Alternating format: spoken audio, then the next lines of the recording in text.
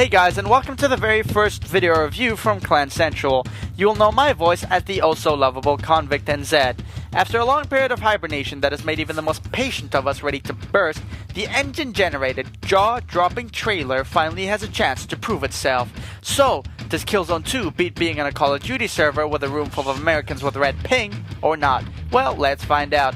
Unlike the original Killzone box-type time-wasting gameplay, this edition doesn't waste any time in throwing you right into the middle of the battlefield, with little more than a bunch of rednecks with big guns and bad mouths. You take on the role of Sev, an international strategic alliance. You're awarded with the task of invading the planet Helgan, with the main objective of wiping out their slightly retarded dictator, Emperor Vasari. This is a revenge mission, as most of you remember that in Killzone 1, he started his own invasion on the Ice Age planet of Vecta. Like a typical Yankee-centric game, you're not caught up in the politics and it is clear-cut who the bad guys are. Although you might question where the camouflage idea of glowing red eyes came from, or in whose book those glowing red eyes are even considered camouflage, at least we can be thankful for the fact that the developers weren't stupid enough to make the Helghast Russian-speaking Arabs who occasionally speak German when spamming you with grenades, such as Call of Duty 4. However, this does hint at the fact that the Helghast are neither afraid of you, nor are they stupid. The artificial intelligence is one of the things that have impressed us the most. Unlike games such as Call of Duty 5, where the Japanese aren't worried about your buddies and are more worried about yelling bonsai while shoving their bayonets right into the middle of your chest, in this game, the Helghasts have the ability to flank, heal one another, or even grab the hand of a fallen comrade. The Helghasts aren't your average 12-year-old who got a soccer mom to buy him an R16 game just so he could get online and talk about the size of his non-existent manhood. They are smart, and if you're not tactical in the way you play, you will get your head shoved so far up your backside that your Adam's apple will actually be the tip of your nose. As your health drains after being shot, your screen turns black and white, making it harder to look for those glowing red eyes and landing shots, so proceed with caution and take the enemy seriously. However, it is not just the artificial intelligence of the enemy that has improved. Your comrades have also learned the art of ass-kicking and aren't afraid to use it. Initially, the controls may seem a bit unresponsive and sluggish, to the point they actually want to throw the controller at Chuck Norris or Johnny Blitzkrieg. However, we suggest that before you start playing the game, you change the control settings to alternate 2 and turn the sensitivity on the highest settings. This won't make you any more of an estrogen-filled girl that bitches about everything like knickers, but this will make your transition from Treyarch's royal screw-up a bit more comfortable. We still think that Call of Duty 5 was an even bigger fail than George Bush, and let's face it, he's pretty hard to beat even with 2 throws of now very expensive shoes. So just like he didn't give up after the first shoe throw, we suggest you have a couple of tries at playing Killzone 2 so your hands can get used to the controls. There's only 2 options for weapons as a primary and a secondary. Unfortunately, there's no way for you to carry 2 primary weapons. This can be annoying sometimes as you'll have to use specific weapons for some objectives, like a missile launcher for taking down tanks. This can leave you without a gun or without cover, and although it wasn't a big negative point, it was annoying enough for us to mention.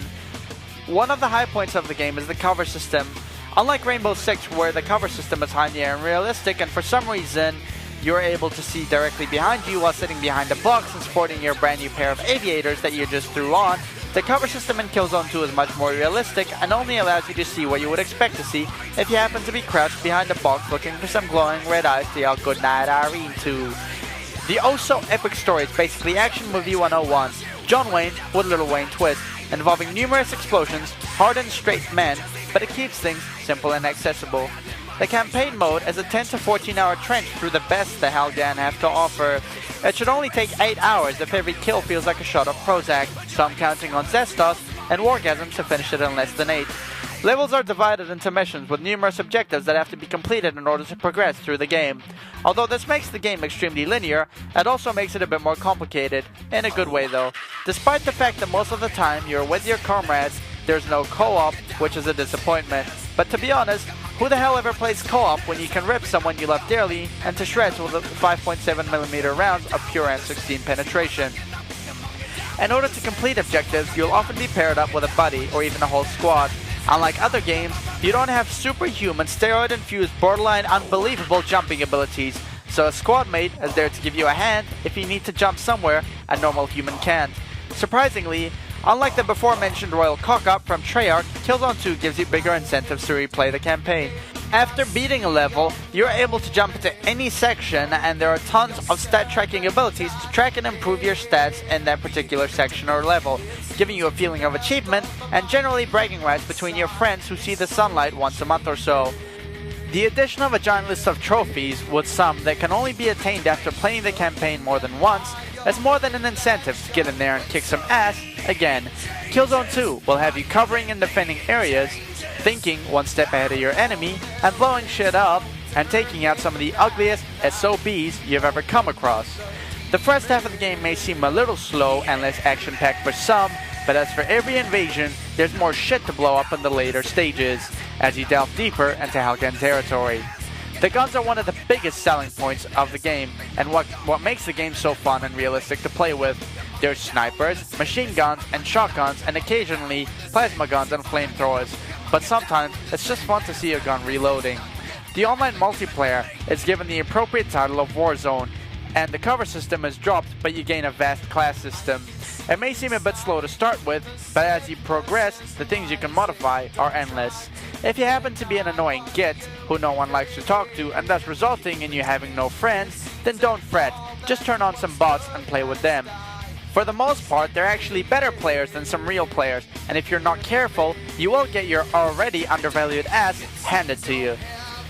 This is a great addition as clans can practice against bots in order to prepare and strategize for clan battles. So, if you're looking for a lot of mileage out of your hard-earned money that you spent on a game during a recession thanks to Mr. Bush and his oil investments, then this is the game for you. Although the single-player campaign may be short, there's incentive to play it again and again.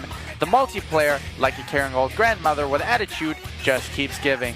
And although most of you are still drooling over the single-player demo that just came out on the PlayStation Network, after playing the single-player campaign and clocking it, and delving into the world of multiplayer and kicking some royal ass, I'm going to have to give this game a 9.7 out of 10, which it truly does deserve. So in the very famous words of a very famous bunny, that's all folks. We hope you enjoyed the show and the game review, and we hope to hear your comments and tell us what you think about it. Now don't forget to subscribe to our podcasts and our RSS feeds for more content that we'll update in the future. These reviews are from us to you, and your feedback is highly appreciated. So if we have screwed up anything tremendously, like the royal cock-up from Treyarch, please do let us know by writing a comment in the comment section below. And as for me, well that's it. I just can't wait to see you online and kick some more of your royal ass and do what I do best. This is Convict, out.